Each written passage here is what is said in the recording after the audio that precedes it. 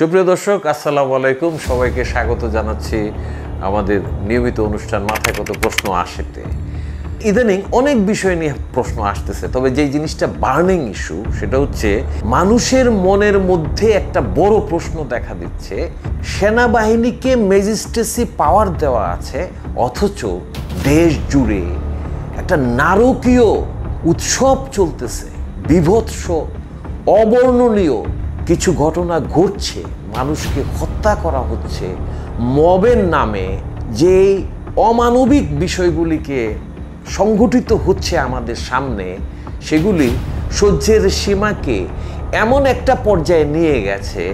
আমি অনেককে চিনি এবং সত্যি বলছি দর্শক, আমি নিজে যেই ভদ্রলোককে প্রকাশ্যে ইট মেরে বর্বরভাবে সেই আদিম যুগের সেই বর্বরতাকে ফিরিয়ে আনা হয়েছে, হত্যা করা হয়েছে, এবং শুধু হত্যা না, মনে হচ্ছে কি যে মানুষের মাংস খেকো বর্বর আদিম একটা যুগে আমরা চলে এসেছি। মানুষের মনে প্রশ্ন জেগেছে যে সেনাবাহিনীর ম্যাজিস্ট্রেসি পাওয়ার থাকার পরেও এই ধরনের ঘটনাগুলি কেন ঘটতেছে। সরকারকে তো আপাত দৃষ্টিতে মনে হচ্ছে যে এই জিনিসগুলিকে খুব গুরুত্ব সহকারে নিচ্ছে। আমি একটি কথা স্পষ্ট করে বলতে চাই দর্শক, এখানে একটি শুভঙ্করের ফাঁকি রয়েছে। আপনি যদি মনোযোগ দিয়ে ঘটনাগুলিকে খেয়াল করেন, আপনি যদি বিশ্লেষণ করেন, আপনি জিনিসটা ক্লিয়ার বুঝতে পারবেন যে কোথাও যেন একটা গেম হচ্ছে, একটা খেলা হচ্ছে। আমাদেরকে নিয়ে যেন কিছু কিছু শক্তিশালী মহল তারা একটা খেলা খেলতেছে। আমাদের জীবনের কোনো মূল্য তাদের কাছে নাই, তাদের গেমের সাফল্যের মূল্য তাদের কাছে আছে। সেখানে এই প্রশ্নটা চলে আসতেছে যে সেনাবাহিনী ম্যাজিস্ট্রেসি পাওয়ার পেয়েছে, মানে ভাবটা এরকম, সেনাবাহিনী কেন এটার সমাধান করতেছে না। আসলে কিন্তু সত্যি কথা আমি বলি, আমি ডাটার মধ্যে যাব, আমি বিশ্লেষণের মধ্যে যাব, আমি আপনাদেরকে তথ্য জানাবো, কিন্তু আমি আপনাকে রেজাল্টটা আগে বলে দেই, সাসপেন্স রাখবো না। সেনাবাহিনীকে ম্যাজিস্ট্রেসি পাওয়ার দেওয়ার মধ্যেও একটা ফাঁকিবাজি আছে, যেটাকে বলা হয় শুভঙ্করের ফাঁকি। ওই যে কবিতার মধ্যে যে জিনিসটা আমরা শুরুতে বললাম, মাথায় কত প্রশ্ন আসে, দিচ্ছে না কেউ জবাবদার, সবাই বলে মিথ্যে বাজে, বকিস নি আর খবরদার। কিন্তু আসলে মিথ্যে বকার বিষয় এখানে না, এটা খুব জরুরি প্রশ্ন, আমরা কোথায় যাচ্ছি এবং সেনাবাহিনী ম্যাজিস্ট্রেসি পাওয়ার পেল, মানে কতটুকু পেল, তারা কেন অ্যাক্টিভ না। আমি যদি দর্শক আপনাদেরকে বলি, আপনারা একটু মিলিয়ে দেখবেন, আপনাদের কাছে কি মনে হচ্ছে না কেউ কেউ চাচ্ছে, কোনো কোনো মহল চাচ্ছে দোষটা সেনাবাহিনীর উপরে পড়ুক? এরকম কি একটা মনে হচ্ছে না? এটা কেন মনে হচ্ছে, আমার কাছে কেন মনে হচ্ছে, আমি সেটা বলি।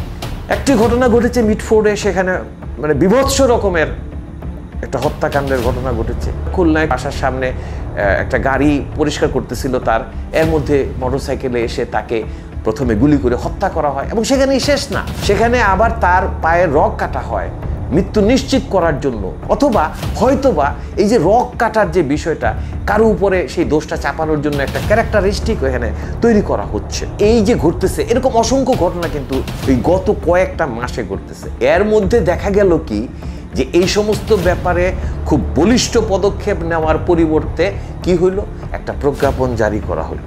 সেই প্রজ্ঞাপনে দেখা গেল কি সেনাবাহিনীর ম্যাজিস্ট্রেসি পাওয়ারটাকে আবারও 2 মাসের জন্য বাড়ানো হইল। দর্শক আপনাদেরকে স্মরণ করিয়ে দিই, আপনাদেরও মনে আছে 5ই আগস্টে ছাত্র জনতার যে অভ্যুত্থানের ফলে যে পরিবর্তনটা আসলো, সেই পরিবর্তনের পরে সেপ্টেম্বরের 17 তারিখে প্রথম সেনাবাহিনীকে এই সাম্প্রতিককালে প্রথম, এর আগে অনেকবার হয়েছে, সাম্প্রতিককালে প্রথম সেনাবাহিনীকে ম্যাজিস্ট্রেসি ক্ষমতাটা দেওয়া হলো। ম্যাজিস্ট্রেসি ক্ষমতাটা দেওয়া হলো এবং সেটা কিন্তু চলমান আছে। এখন নির্ধারিত অ্যাক্ট অনুযায়ী 2 মাসের জন্য, 3 মাসের জন্য, 6 মাসের জন্য এগুলি দেওয়া হয়, তারপরে চেঞ্জ করা হয়। ইদানিং যখন এই আলোচনাটা হচ্ছে যে এত বিভৎসতা, মব, এগুলি কোন দিকে যাচ্ছে দেশ, সেই মুহূর্তে দেখা গেল কি আবারও সেনাবাহিনীর ম্যাজিস্ট্রেসি ক্ষমতাটাকে 2 মাসের জন্য বর্ধিত করে প্রজ্ঞাপন জারি করা হয়েছে। What is the message? মেসেজটা কি? আমরা কি খুব বোকা? আমরা জনগণ, আমরা মানুষ, আমরা সাধারণ মানুষ, এই দেশের সাধারণ মানুষ, আমরা কি এতই বোকা? আমাদের মাথায় যে প্রশ্ন আসে সেগুলির জবাব কে দেয়? আমরা নিজেরাই একটু চেষ্টা করি জবাবটা নেওয়ার জন্য।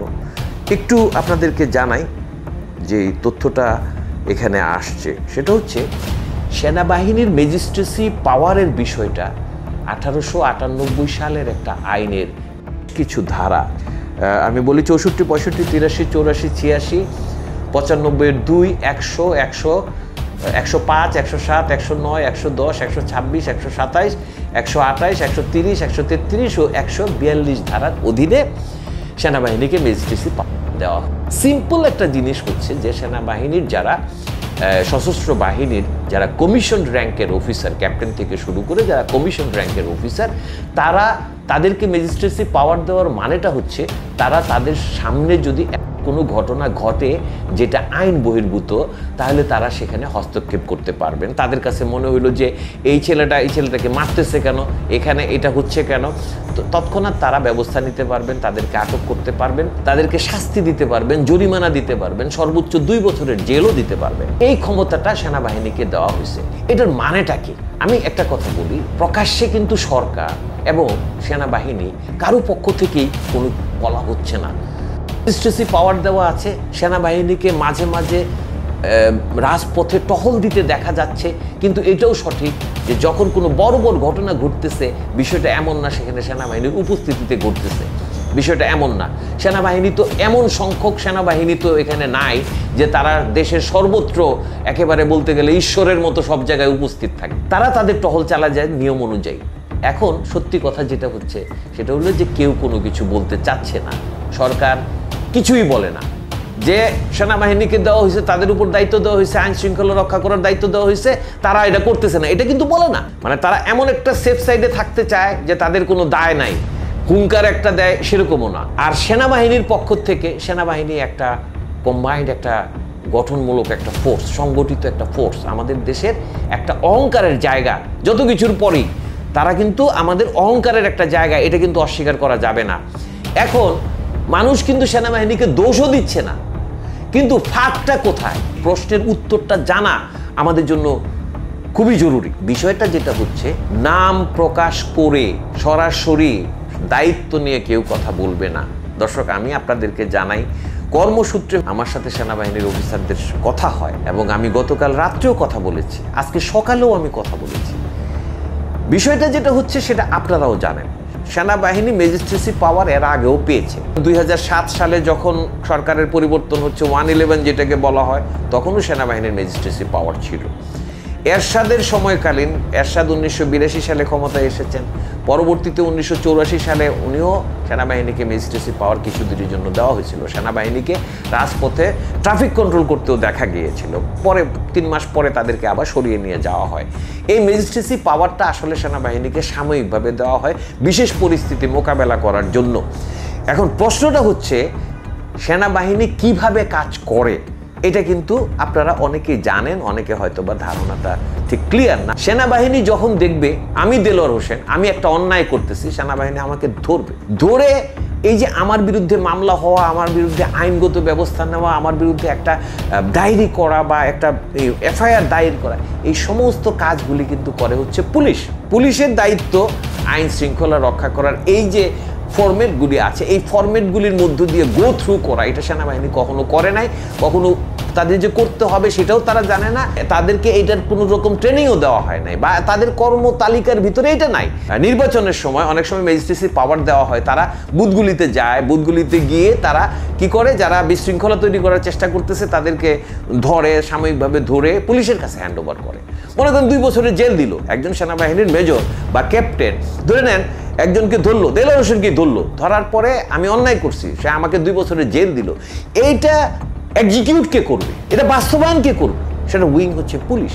এখন বিষয়টা হচ্ছে যে সেনাবাহিনীর উপরে দায় চাপানোর কিন্তু কোনো রকম কোনো সম্ভাবনা বা কোনো পসিবিলিটিস নাই এখানে। এটা হচ্ছে একটা মাইন্ড গেম, জনগণকে বোকা বানানোর একটা পদ্ধতিগত ব্যাপার যে সেনাবাহিনীকে তো ম্যাজিস্ট্রেসি পাওয়ার দেওয়া হয়েছে, বাট আপনি কি ব্যাখ্যা করে বলছেন যে সেনাবাহিনী কতটুকু কি করতে পারে? সেনাবাহিনীর কাজ তো এইটা না যে এফআইআর লেখা, সেনাবাহিনীর কাজ তো এইটা না আসামিকে ধইরা 2 বছরের জেল আমি দিছি সেটা বাস্তবায়ন করবে কই? জেলখানাটা কোথায়? এটা কি সেনাবাহিনী ক্যান্টনমেন্টের ভিতরে? জেলখানা তো রয়েছে কাশিমপুরে, জেলখানা তো রয়েছে কেরানীগঞ্জে, সেখানে নিয়ে যাবে, আদালতে নিয়ে যাবে, কে নিয়ে যাবে? পুলিশ নিয়ে যাবে, সেনাবাহিনী তো নিয়ে যাবে না। এই ফাঁকগুলি এগুলি কি মনে করা যায়? সরকার কি মনে করে? বা কর্তৃপক্ষ কি মনে করে এগুলি মানুষ বুঝে না, এগুলি মানুষ জানে না। এই গ্যাপগুলি কি জানে না?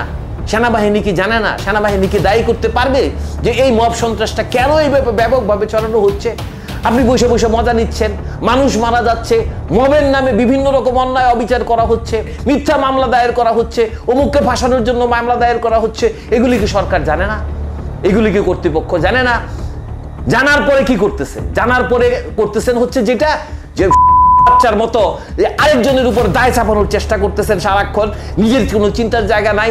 হ্যাঁ, দেশের অর্থনৈতিক উন্নয়ন করবেন, দেশে বিনিয়োগ নিয়ে আসবেন, সেনাবাহিনীর উপর দায় চাপানোর জন্য একটা সূক্ষ্ম প্রচেষ্টা তৈরি করতেছেন। আপনি ক্লিয়ার করে ব্যাখ্যা করতেছেন না সেনাবাহিনী কতটুকু কি করবে। সেনাবাহিনীকে আপনি কি নির্দেশ দিচ্ছেন আসামি ধরেন, এগুলি যেন না হয় সেটা দেখেন, এফআইআরও আপনারা করবেন, মামলাও আপনারা করবেন, কোর্টে দৌড়াদৌড়িও আপনারা করবেন। এগুলি কি বলা হয়েছে? এগুলি কি বলার মতো কথা? এগুলি কি বলা যায়? জনগণকে মনে করার কোনো কারণ নাই। ভাষা রক্ষা করা কঠিন। বাস্তবতার এমন জায়গায় আমরা পড়ে গেছি, প্রিয় দর্শক, আমি ক্ষমা চাচ্ছি। এইটা অসহনীয় একটা পরিবেশ, অসহনীয় একটা পরিস্থিতি তৈরি করা হচ্ছে ইচ্ছাকৃতভাবে, প্ল্যান ওয়াইজ, বিশ্বাস করেন। এবং সেখান থেকে মজা লুটতে চাচ্ছে, ফায়দা লুটতে চাচ্ছে একটা মহল। কোন মহল? রাষ্ট্রযন্ত্রের কোন অংশ এটার সাথে জড়িত? সেই প্রশ্নটা কিন্তু জনগণের মাথায় আসে, আমার মাথায়ও আসে। আমরা সেটা হয়তো ব্যাখ্যা করে বলতে পারবো না, বললে বলবে কেন তুমি এই কথা বললা, প্রমাণ কি? কিন্তু পুরো সিচুয়েশনটা কি বলে? মব হচ্ছে, বাড়ি ভেঙে ফেলা হচ্ছে, মানুষকে মেরে ফেলা হচ্ছে, লোকজনকে ধরে টাকা পয়সা আদায় করা হচ্ছে, এই করা হচ্ছে, সেই করা হচ্ছে, বিএনপির নাম পড়তেছে, সেনাবাহিনীর কথা বলা হচ্ছে, সব কিছুই বলা হচ্ছে। কিন্তু আসল প্রশ্নের উত্তর কেউ দিতে পারে না। এটার সমাধান কোথায়? আপনারা কি আসলে সমাধান করতে চান, নাকি মজাটা নিতে চান, নাকি ফায়দাটা নিতে চান? দর্শক, আজকে এ পর্যন্তই। আবারও আপনাদের সামনে মাথায় যত প্রশ্ন আসে সেগুলি নিয়ে হাজির হয়ে যাব, কথা বলবো, আপনাদের মতামত শুনতে চাইব। ধন্যবাদ। আজকে